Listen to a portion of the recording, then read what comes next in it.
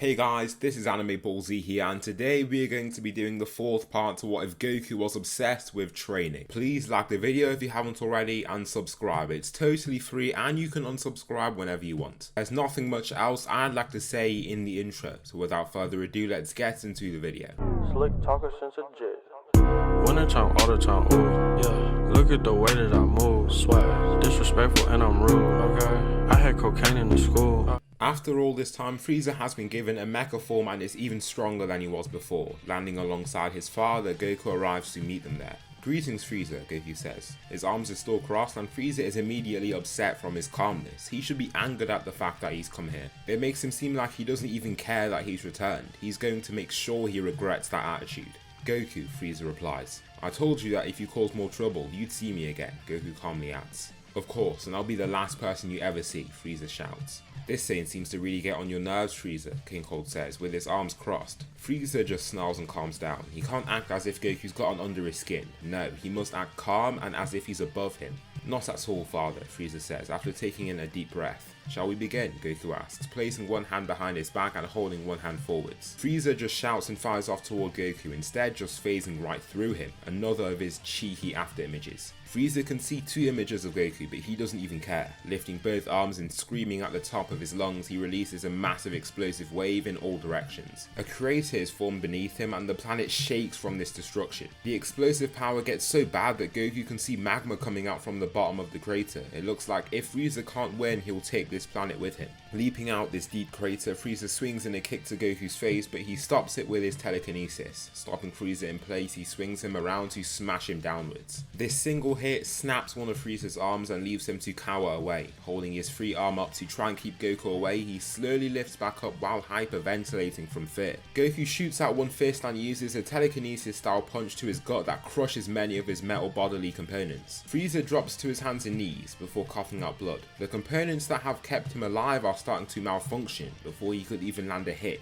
No, it can't end like this. Frieza vehemently screams, hitting the ground as hard as he can before looking up to Goku, who just looks as calm as ever. He tries to fight again, but Goku slips past him and lands an elegant tap to the side of his neck to incapacitate him. He's then sent tumbling into the crater he formed. Then Goku turns his attention to King Cold. "I'm guessing you're his father. Just leave the planet. There's no use in you staying here," Goku states. "I sense you aren't as strong as your son. Don't end up like him," Goku coldly adds. This grinds the former Emperor's gears. One of his eyes twitch and he then sweeps one leg back. His cape flows elegantly from this movement and he tightens his hands into fists. "You'd be foolish to think I'd call your bluff. Weaker than the same son being kept alive by wires and batteries," King Cold asks before charging in. The battle is on. He fires off with numerous punches, but as he throws each one, none can land on the target as he intends. Goku slips past each one, doing so with his hands behind his back. King Cold fires forward and tries to grab Goku to stop him, only jamming his fingers on the translucent energy shield that now surrounds him. "You pest," King Cold roars out, holding his fingers in pain before trying to head forward again. Goku just sends out a telekinesis palm slam and this is what ends him. King Cold is left to slowly slide over the ground, now defeated and knocked out. Those around close in to see Goku, who looks like a different person. To be totally honest, it looks like he's come out from war. He has scars all over his physique but looks healthier and more vigorous than ever. "Hello everyone, it's been a while," Goku says with his usual bubbly nature. "What do you mean? We saw you last week," Krillin asks, a little confused. "Oh yeah," Goku says, scratching the back of his head. He just spent 7 straight years in the hyperbolic time chamber, so to him, so much time has passed. He still has the body of a 25-year-old, so the only physical evidence of his struggles and training is the scars over his body. As this is happening though, future Trunks is watching from a distance. This isn't the Goku that he knew. The abilities that this version of Goku uses aren't anything like he was expecting. They told him that he was powerful and the strongest of them all, but they never said that he defeated Frieza with such ease. He basically killed his father without even touching him. Trunks introduces himself to Goku and talks to him about what is going to happen in 3 years' time. He's about to contract the heart virus and die, then the androids will be activated. This confuses Goku. Goku then explains to him that he's immortal and this leaves Trunks very confused. How did he die in his own timeline if he is somehow immortal in this one? This should just be the past. How come this timeline has changed so much? Is he in the right place? Trunks has many questions, but right now he's still against Goku, ready to spar him. Trunks begins using Super Saiyan, surprising the others. Another Saiyan has arrived, and a Super Saiyan for that matter. Trunks rushes forward and swings down his sword, only to see Goku not move at all. Goku tells him to really try and hit him, so he rushes in and swings down his sword. He smashes it onto his shoulder and slices down. He cuts the white cloth over his skin, but doesn't manage to cut his actual skin. Goku scratches the area that was cut before lifting a finger and slowly moving it forward. A massive shockwave that cracks the ground beneath them lifts Trunks over his feet and sends him flying around. Sorry about that, Trunks, Goku says while scratching his head with embarrassment. Now that everyone knows about the androids, they need to really get going with their training. Goku here goes into the chamber and starts helping his friends as much as he possibly can. Zalama is around, but he doesn't really want to spend time just training Goku for decades and decades. From what he can see from his friends as well, they won't have what it takes to follow his training regime by just staying in the hyperbolic time chamber for years and years on end. He's hoping he can get them in there for 2 years or so, but beyond that, they should just be doing their training outside the chamber. Since Zalama isn't around, Goku acts as their primary trainer. Even with Goku as their trainer, after these 3 years, they've all gotten way stronger. Tien has claimed the title as the strongest human, with Yamcha and Krillin practically equals now. During this time, Gohan has been training hard and has achieved the Super Saiyan transformation early. Goku though continues on his relentless training regime. He continues to go in the chamber alone and can use his clones to fight someone equal to himself. In this time, he has already acquired Super Saiyan Blue and ventured further to the power of Super Saiyan Blue evolution. However, he finds that this is a complete plateau, therefore he heads to that Yardrat planet to learn what they have to offer him. In a single year, he learns every single one of their techniques. He learns instant transmission and along with that, spirit control. This gives him the techniques of spirit fission and cloning, something that he was already aware of. However, now that he's aware of 2 different approaches to the cloning technique, it means that it only makes him better at doing such technique. He also loves the healing technique that he has learned, since he can keep his friends in the fight if they receive grave injuries. As for his son, he will even receive a Zenkai boost when he is fully healed.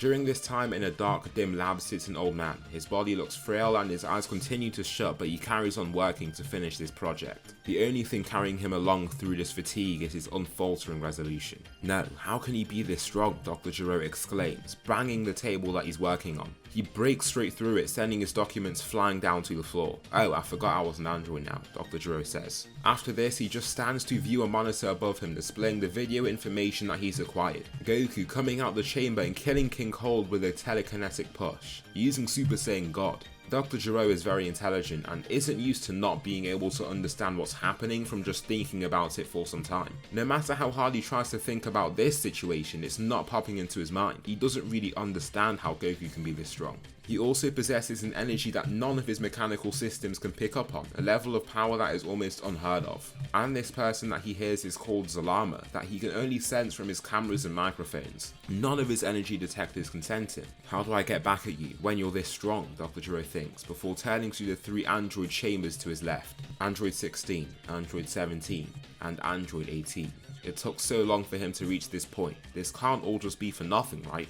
However, something good might come of this. He's got his DNA and the DNA of Zalama, which he can add to his version of Cell. You might have made this way harder or way easier for me. I'm hoping it's the latter, Dr. Gero says to himself, before letting off an evil smirk. After these 3 calendar years, all of Earth's strongest warriors stand on a rocky hill over the city of Sasebo. Goku is still at the forefront in his typical orange gi, with Gohan stood close by his side. Slightly to his left is Yamcha, who also looks very confident and ready to get to work. Everyone flies into the city, and here Yamcha finds Dr. Gero in 19 first, just as he did in canon. The human turns to watch him directly, tightening his fists. Look at who we have here, Dr. Gero says, readying himself for the upcoming battle. Who are you? Yamcha replies with a firm face. You don't need to know, but you're Yamcha, one of Earth's finest warriors, Dr. Gero says, slowly strolling forward with a smile. Yamcha makes his own battle stance, and as Dr. Gero gets too close, he begins. Yamcha blasts ahead and shows off a new level of speed he's never shown before. Yamcha drives forward an elbow, and Dr. Gero's head gets sent flying to the side. Yamcha then swerves to arrive behind him, where he can shoot a ki blast into his back. A massive explosion is released and sends Dr. Gero flipping and flying ahead. As the smoke clears, Dr. Gero looks quite hurt. Right on the target, Yamcha thinks, before turning his attention to 19. Android 19 looks a little different after seeing this. Even in his memory banks and brain components, he wasn't expecting this power. Yamcha throws out his spirit ball in the next moment, slamming it into Dr. Gero's face, then slamming it into the two androids various times. He manages to knock them around from the kinetic energy of these blasts, and he lifts it up to finally detonate it. The two androids fly back and have surprise on their face. Their clothes are scorched and torn, and ash covers their skin and bodies. "Get him," Dr. Gero orders. "Come on then, you piece of metal," she shouts, beckoning him in. 19 darts ahead, but Yamcha knees the android in the head before swinging down his fist to punch him to the ground. 19 can swerve back and get back to his feet, but in the next moment he receives a palm strike to his chest component. Yamcha continues firing off with attack after attack. The bangs and shockwaves draw the attention of the other Z fighters that were looking around in the city. "What did you feed him? He's a monster out there," Krillin says, laughing with surprise. Yamcha catches a punch from 19, landing a powerful gut punch before pulling him to the ground. Placing his leg on 19's chest, he pulls one of his arms off before crushing the android's head with a deadly elbow. The job is done. Yamcha lifts with utmost confidence and wipes off his hands as he looks back to Dr. Gero. No. Dr. Gero tries to fly off, but all he sees is Goku standing in front of him. "Who are you?" Goku asks. Dr. Gero doesn't reply, then tries to stun him with his photon wave, but all he hits is an afterimage. Goku appears behind him and continues to interrogate him. It's different when he watches him with his metal beak, behind the security of a camera. Seeing such power with his own eyes, so close to him, is something totally different. I mean, he could kill him at any second, literally. The only reason Gero is still alive right now is because Goku doesn't see the need to get rid of him yet. There's nowhere for him to go. Dr. Gero steps away from Goku and starts breathing more heavily. Once again, he's hit a roadblock. He's gotten too used to reasoning his way out of things. In the face of such power, even his extreme smarts can't get him out of this situation. "Why do you want to know?" Dr. Gero asks. Goku then teleports to appear in front of him with only inches in between their faces. "You've gotten rid of so many people. I don't want to have to get rid of you, but," Goku states, grabbing him by the neck. "I'm sorry, wait," Dr. Gero says, grabbing his neck as he struggles to breathe.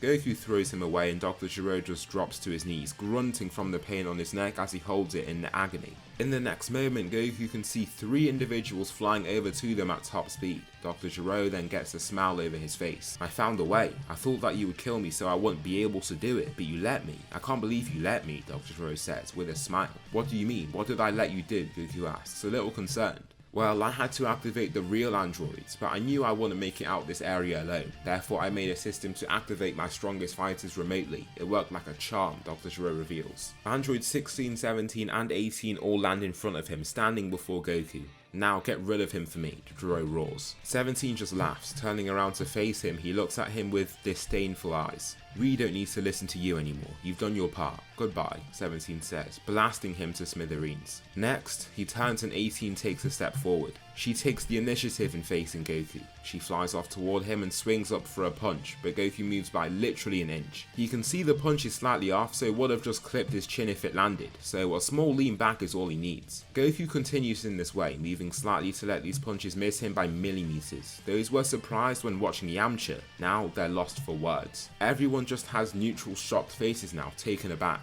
Goku then taps her in the neck. The attack looks like a light tap, but launches her into a building.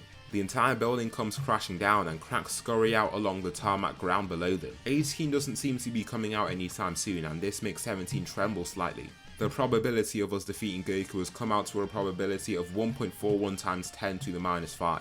"What? Speak English, please," 17 shouts back, getting agitated just by this comment. Seeing Goku take out his sister with a single tap, it's hard to convince himself that he stands a chance. "We have a 0.001% chance of winning this battle based on my calculations," Android 16 claims. Now that is an extremely low probability. 17 just gulps in reaction. Instead of rushing into fight, 17 is overcome by fear and flies off as fast as he can. 16 follows after as well, and the group are left alone for now. Android 16's head continues to twitch as he is in flight, going through all of the possible outcomes on how they could get to Goku and kill him. After this long analysis, he finds absolutely no method of taking out Goku using their own battle power. The only way is to use his brains to catch him off guard. However, his immortality means that their main mission will be to neutralize him and not to take him out completely. Killing Goku was something that Dr. Gero was originally hoping for, but after he conducted his research, he realized that that would be impossible. The fighters congregate on the street thinking about out their next move. It's hard because they can't sense the androids. However, Goku can sense that nothing much is happening, and so they don't think much about it. As long as they don't feel the life force in a certain area decreasing, which will mean that people are getting killed, it should be fine for now. However, there is an issue. Imperfect Cell has appeared from out of nowhere, but Goku immediately goes to see what's happening as he senses his ki. Appearing in front of Cell, he confronts him. "And who are you?" Goku asks. He's seen a lot of unknown strong people today. However, this is a true life form. He can sense Cell and can tell that he is no issue whatsoever. Therefore, he's just going to question him a little bit, since he has no clue where he's come from and who he is. "Hello Goku, well, I am part you actually. Part your son, part your friends, all of you guys put together to make something better, stronger and above you all." Goku's face remains as still as ever, even in the face of Cell's confidence. Cell just scoffs and zooms toward him, launching a close-up Kamehameha wave. However, Goku lifts up his index finger to launch a miniature Kamehameha wave that packs the same power as Cell's energy wave. The pin-thick blast stops Cells from reaching him, and Goku even starts pushing his much larger energy wave back. Goku fires it straight through his gut, and it isn't like a laser beam. Don't think this really thin Kamehameha wave is like Frieza's death beam, for example. The blast leaves a gaping hole in Cell's stomach. Cell stumbles back weakly but keeps on his feet. From looking at Cell, you can tell there is clearly some power there. Some, but not enough. Cell tried to fire forward again, but Goku just finger flicks him in the head, cracking straight into his head. This knocks him cleanly out for a few seconds, but he does manage to get back up. Cell doesn't even know that he was out cold in that time and even stumbles back to his hands and knees after trying to get back up. That hit did a number on him quite clearly. "Solar Flare," Cell shouts, aiming it straight at Goku. He just shuts his eyes, so the attack has no effect on Goku. The thing is, the Saiyan can't even hold back. He's trained for so long that his defenses are always up. Whenever he hears the word Solar Flare, his immediate reaction is to stop the attack from affecting him. Cell shakily lifts up a hand and launches a destructive disc straight at Goku. The speedy, buzzing golden disc heads toward Goku, who just grabs it with one hand. The disc's buzzing edge continues to spin over his skin but can't actually break through it. He stomps the disc with this single grab. After doing so, he starts to squeeze until he fully breaks it. "Get a bit of mine," he shouts, lifting a hand to create a destructive disc of his own. It spins far more quickly than Cell's and releases intense winds as it spins. It's like gale force winds in the street they're stood in, and Goku then fires it down towards Cell. Almost instantly reaches Cell, bisecting him.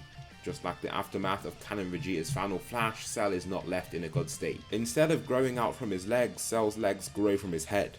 This is since Cell's head is still intact. When Vegeta used the final flashing cannon on Cell, his head and upper body was completely destroyed. He stands back up and looks like he's hyperventilating. He was not expecting such a strong attack like that.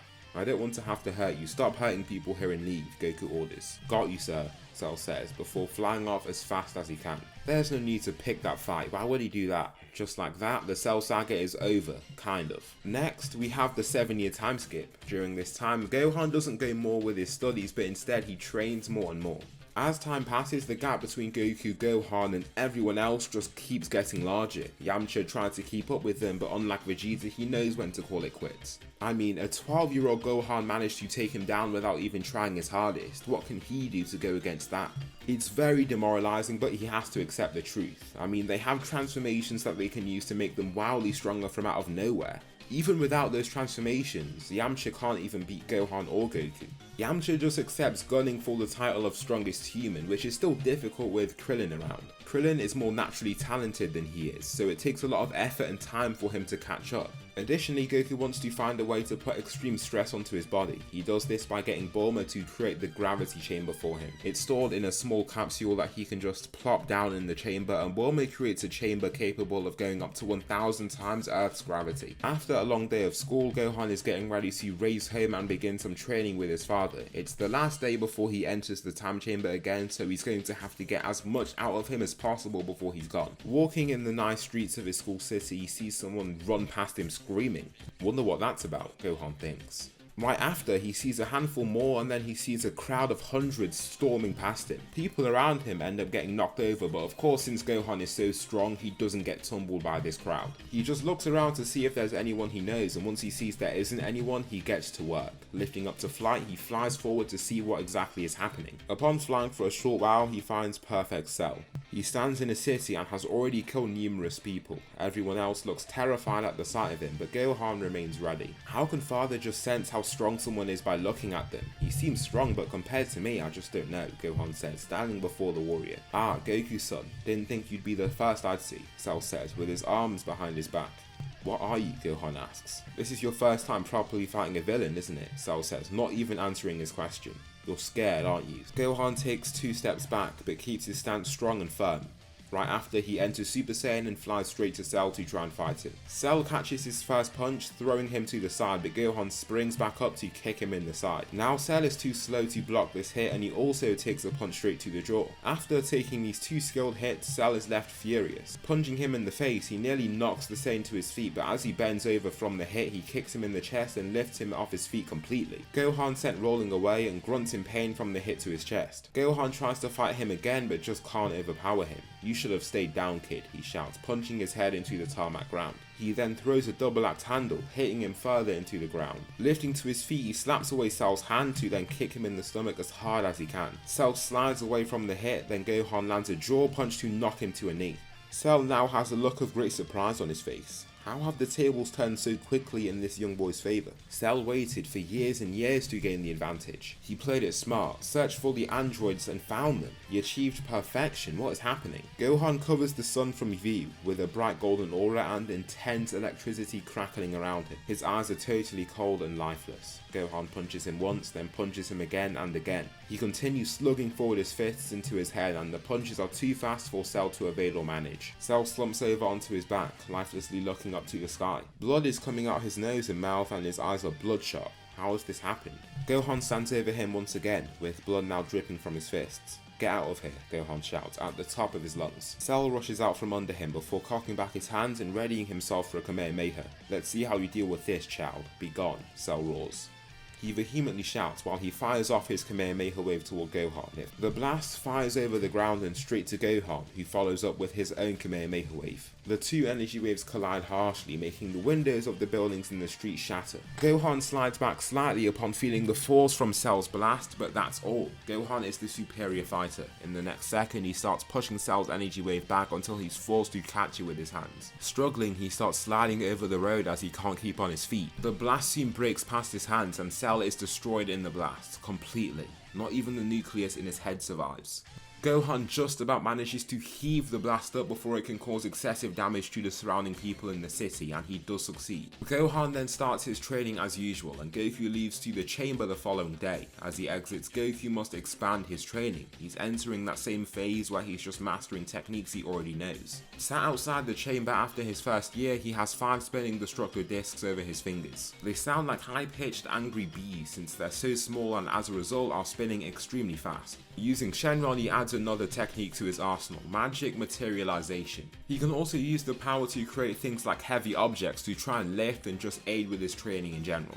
The World Tournament is here and Goku chooses to just not participate. Instead, Gohan acts as the main participant from the Z Fighters. He's continued his training, which has been spotty at times. He's trying to continue his scholarly life and done a somewhat decent job. However, for all of his free time outside of that life, he's training and doing so very hard. Gohan looks far more athletic and highly trained than the canon version of him that we saw at this same point in time. Gohan stands confidently before Kibito, who asks to see his Super Saiyan form. Gohan nods and obliges. His clothes flow slightly under the breeze and his eyes go from a dark brown to a sea blue colour. His hair begins to flow around as well until it lifts and goes a bright blonde. Super Saiyan 2 Gohan is here. Unlike before, it's not something he finds hard to achieve either. He can maintain the form and look somewhat calm as he's doing it. After completing his transformation though, Yamcha and Spopovich rush toward Gohan. He looks up as soon as he can sense their ki in the vicinity and leaps back to dodge Spopovich's opening attack. Gohan catches sight of this odd device that he wields before seeing Yamcha storming toward him. The Saiyan moves with great speed, managing to evade every single attack that headed his way. Gohan taps his hand away before kicking him in the gut. The kick is firm and leaves Yamcha to cough out blood before he collapses. This gives Spopovich enough prompt to lift into flight and fly off as fast as they can.